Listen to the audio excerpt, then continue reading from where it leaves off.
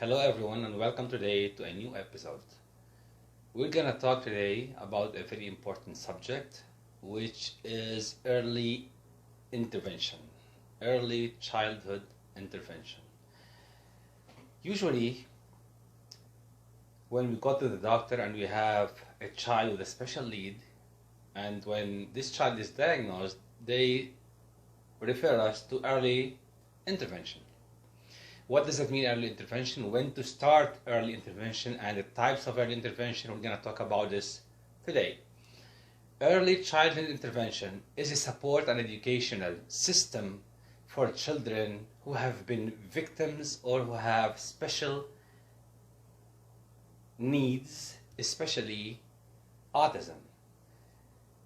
How this early intervention is provided: when the child is diagnosed with autism, for example, they start directly with speech therapy, educational therapy, occupational therapy, ABA therapy, and if there are some other delays with physical therapy and others.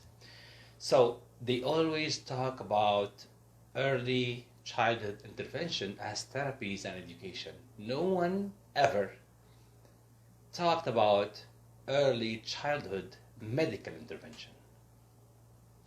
These children who have special needs, especially autism, usually they go for therapies. This is what the medicine says. But we have families who come to us and their children are, for example, 5 or 6 or 7 years of age, and they have never done a test, an MRI, an EEG, a blood test, nothing, because the medical system believes that these kids are not medically ill, which is the opposite. We're going to start today about early childhood biomedical medical intervention to treat these kids and push them out from the tunnel on the first or the second exit to be as close to typical, or they go to another diagnosis. What is early childhood biomedical intervention? When the child comes to us and is diagnosed with autism or developmental delays, we go for testing. These kids are spending most of the time in therapies. Let me put this very clear. A child is born. From the time he or she is born till like 16, 18 months of age, everything is going on normal. No delays, everything is fine. Started babbling, communicating, interacting, speech, 2 words in a sentence, 3 words in a sentence. They were developing their verbal skills and they were developing their language and interaction.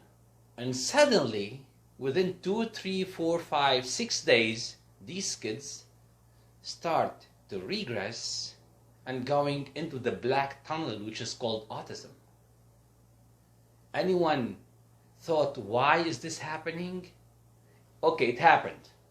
Why it happened? What was the reason? What is the cause of this problem? What are the roots that lead to autism? No one ever thought. No families, nothing. The doctors even didn't think of this. So when we have a diagnosis directly, go into early intervention program. It's a good program for education, for communication, for skills, blah, blah, blah, blah, blah. I know this is important. Of course, we have to regain the skills of these kids. They were lost.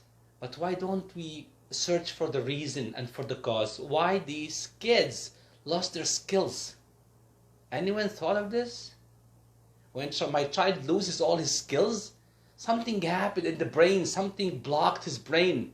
He's not listening, he's not talking, he's not communicating anymore, no interaction. All the other bad stuff that is happening to our kids, they start moving a lot and they start having these movements, which they call them like behavioral issues. My God, my child was a normal kid, developing normally, and suddenly something happened. This is Why I'm telling you about medical intervention? Because many of the families who brought their kids, we found too many issues.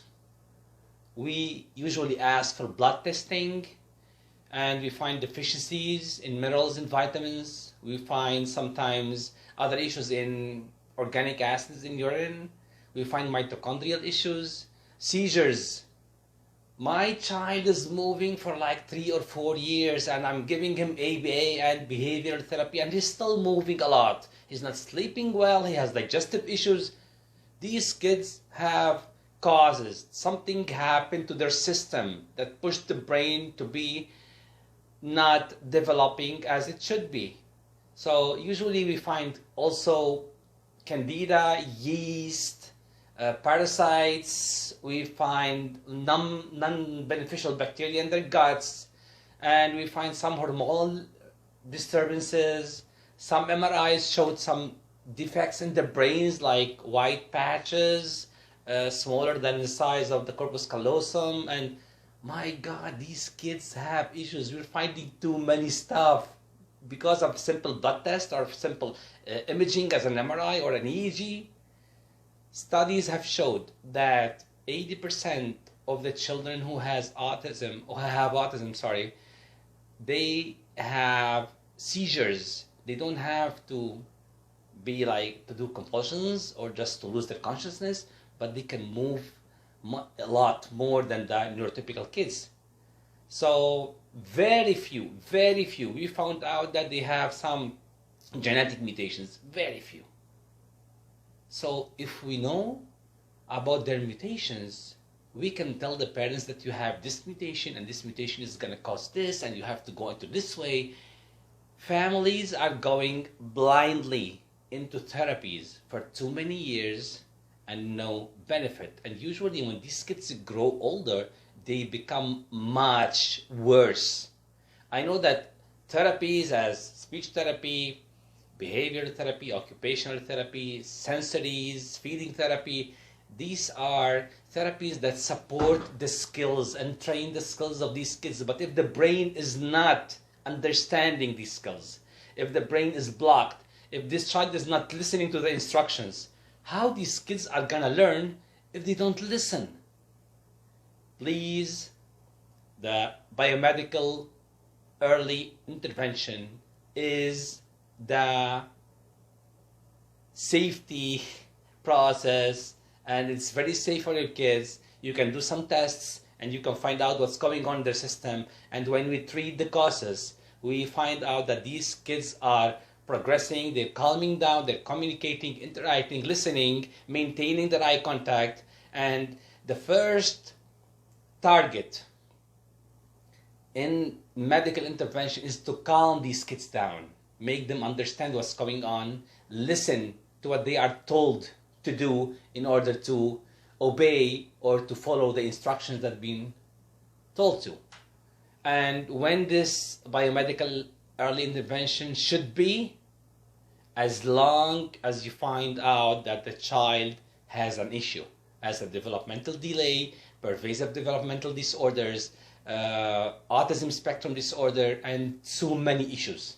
If you find out there's a problem, you can go for therapies and you can go for medicine. If we combine biomedical interventions and therapies as educational therapies and skills, both will give us the best results to our kids. Thank you.